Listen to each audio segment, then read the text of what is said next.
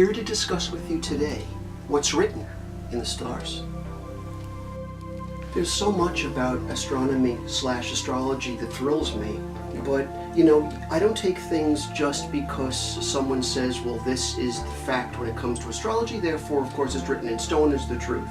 But over the course of my life, I've discovered that certain alignments and certain planetary adjustments and sensibilities have lent themselves to certain truths that just obviously have to be understood as a truth. So, let's go into a little bit of an explanation of what some of these truths indeed are. Now, sometimes my clientele, and I would say this is 0.0000001%, misunderstand when I might ask them their birthday in advance of a read. Sometimes I don't at all. When people come to me for a reading, I tend to even blather on myself. I'll look like the idiot, so it's not for them to give any information away to me. But if you're getting read for the first time and you give me your birthday, it's only so that I might get somewhat of a sense of a launching pad, a way to begin. For instance, just your sign alone can give a sense of how your, let's say for instance in this case, how your intuition works. A Sagittarius's mantra is, I see. A Cancer's mantra is, I feel. An Aquarius's mantra is, I know. 3 different signs that all pick up a certain clairvoyance, but they all do it in a different way. Astrologically speaking, your chart is very much up to interpretation. Yes, you can spend $10 and send your information out to somebody who will do your chart, but my concern is who's doing that interpretation? Who put that interpretation into a computer? It's the interpretation that requires a very sensitive person. For instance, your sun sign actually says very little about who you are. You want to know who you really are? It's your moon sign. So you are your moon sign masquerading as your sun sign. But really, where your moon is at is who you truly are. Where your Mercury is at is how you communicate. Where your Venus is at is how you love. Where your Mars is at is where your regression ultimately in your life will be. But where your Jupiter's at is ideally where you'll probably make your money. Where your Uranus is at is where you can expect sometimes the chaos of life. Where your Saturn is at is your big life lessons in this lifetime. And maybe even those are the people you even bring into your life. Where Neptune is at, quite often I find, that dictates heavily who comes to me for a read. Many of my clients of a certain generation that have their Neptune in Scorpio, readings are a part of their lifestyle. And of course, where your Pluto's at is very generational. It takes many years for Pluto to go through a sign. I'm from the so-called post-hippie generation, so I come from the Pluto and Leo mentality of, I don't know, jewelry, patchouli oil, and things of that nature, whereas just people even 5 years younger than me with their Pluto and Virgo would never think that way. They got a different mentality altogether, a little bit probably more cerebral. But I'm not going into all these things when I'm doing a reading. Really what I'm doing is just taking, as I said before, using it as somewhat as a launching pad. I'm not going to do your whole chart. I'm not going to get myself over involved with trines and oppositions and all sorts of other things. Go to an astrologer for that. But if someone like your psychic has certain expertise in astrology at least, why not just take advantage of it at least? Because if there's something going on, like an eclipse or something else, or some kind of a cusp or transition in your chart, it could be useful in your reading. So I would say, if you're even going to read, let's say, the horoscope that's in the newspapers, never just read your sun sign. Read your sun sign, your moon sign, and probably even where Venus is. You'll get a much more crisp sense of what your day is going to be like. And if nothing else, your sun and moon, and probably even the sun and the moon of the individual that perhaps is in your life that matters most.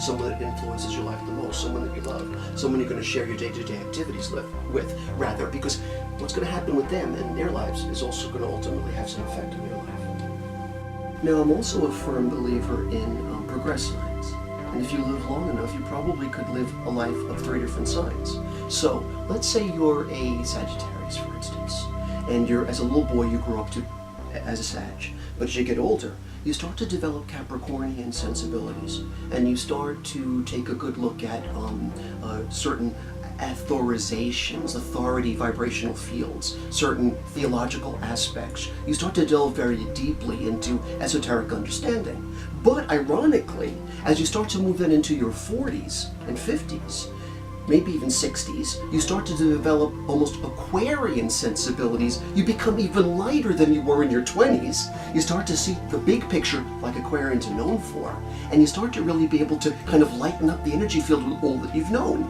If you even live long enough, and hopefully each one of us do, you might reach your 4th sign beyond your 1st. So let's say in the Sagittarius case, ultimately would die a Pisces, would live long enough to be of almost be able to walk in the countenance of a high priest, with knowledge, with deeper understanding. It's pretty cool. Okay, here's another example. Let's say you were born a little Gemini gal, and you had those sensibilities, and you were very freewheeling. But as you get older, you become more Cancerian in your sensibilities. So you're sensitive, and you're family-oriented, and you care about family, and you're more matriarchal, and you want things to have a certain system. As you start to, as a little Gemini gal, go into your 40s and 50s, you start to have these almost Leonine sensibilities. Again, you're magnanimous, you really care. You could become even more of a visionary. It's quite delightful. And should you live long enough, you'll become more of a very thinking Virgo and really feel that you've ended your life. Interesting with Geminis, who are both, and Virgos, which are both ruled by the sign Mercury. You begin thinking as a little child, and you end thinking even more deeply about life and what really matters. And of course, there's so many other aspects to the kaleidoscope of astrology. For instance, in our lifetime, we are really trying to access our polarity. So for instance, if you're Libra, you're ultimately really trying to discover the Aries in you, the really high thinking manifestor. If you're a Sagittarius, you're ultimately in your lifetime not just the little teacher and or student that you always were, but you're ultimately attempting to become the Gemini in you, someone that's going to write the book or say the thing or give the lecture. If, let's say, you're a Virgo, you're ultimately going to, as time goes on, want to become your polarity, Pisces. Who knows?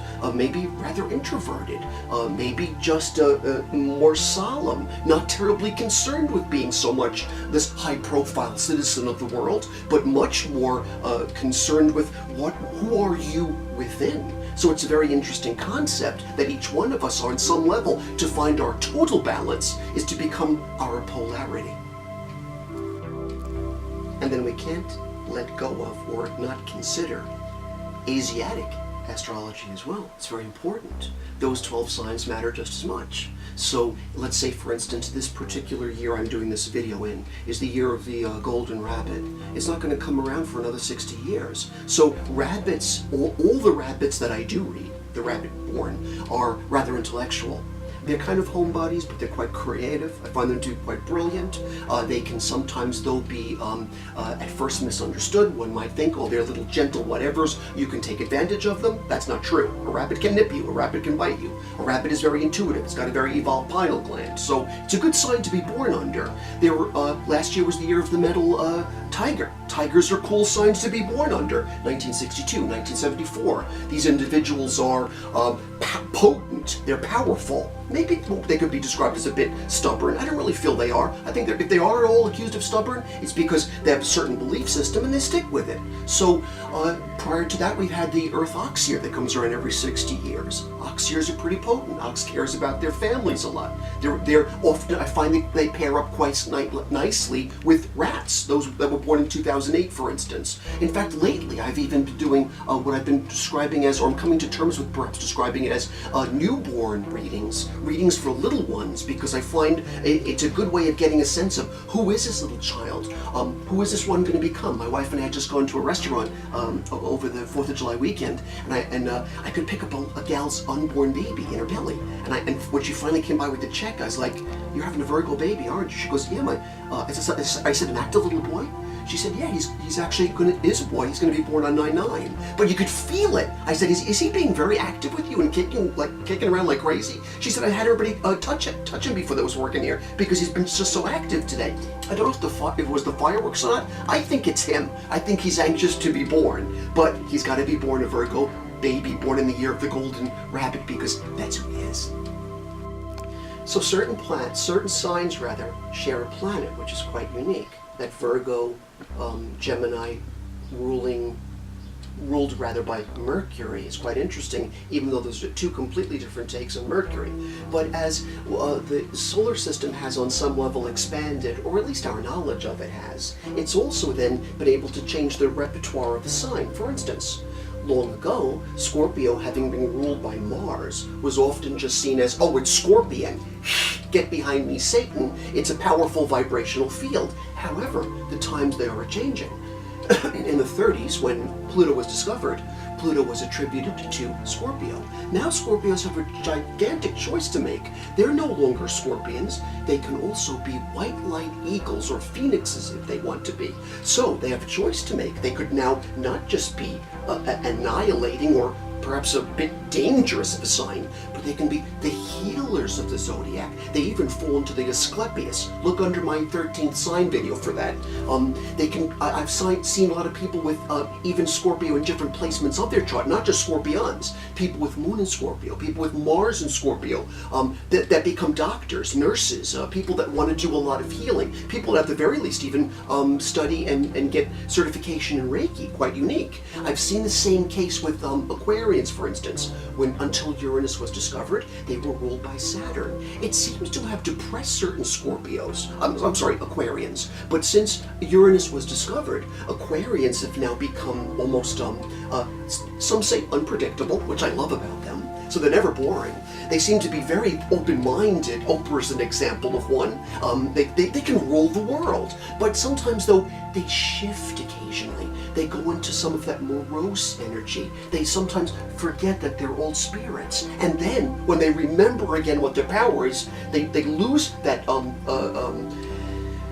Saturnian, it's hard to describe, morose energy, and they tap back into or plug back into that beauteous vibrational field that Uranus has, unpredictable but powerful. So it's unique about discovering these new planets, and they're doing it all the time, that are hovering in our solar system, Chiron and other asteroids even, that are affecting our charts and making us even more unique. We're adding to our repertoire.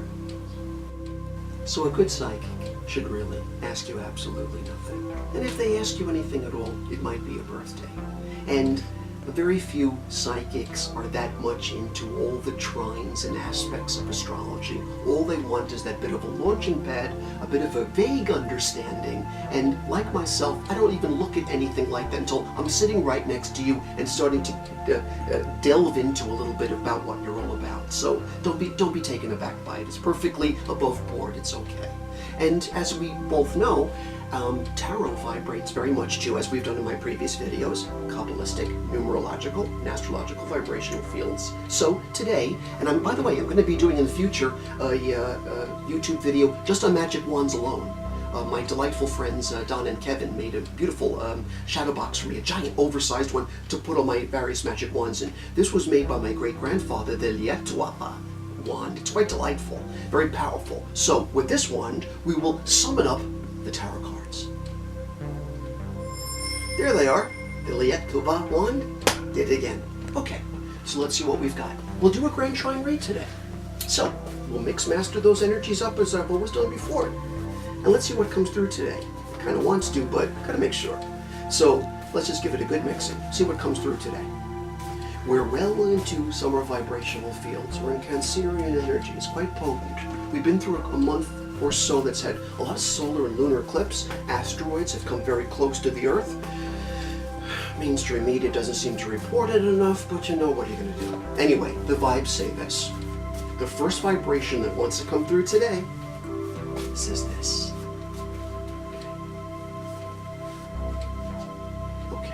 It's more Danielesque. It's not traditional tarot. It's not ruled by astrological means. That's why sometimes when I would say to you, don't be put off by it. This is a classic case. There's no astrology attached to bell, book, and candle. This has a lot more to do with a person who says, my identity is shifted.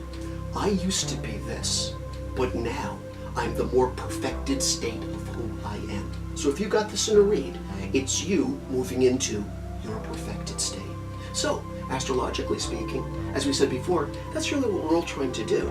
This vibration says it without mentioning astrology at all, which is quite interesting. That's why I painted it. Okay, let's go into the second vibrational field. The second of the trine today says this. Okay, the vibration. It's a prelude, a protection. It has nothing, once again, to do with astrology, Kabbalah, or numerology, but has a lot to do with the protection of oneself. Enter into a new vibrational field. Everything is always a prelude. Every day that you open your eyes, you're becoming someone new. It's exciting. You get another chance to be the better you. If you get this in a read, good for you. You're protected. I'd like to take a look at vibes closest to it to see who you're protected by, if it's you or those around you, but it's always a good vibe to see. Okay, wow.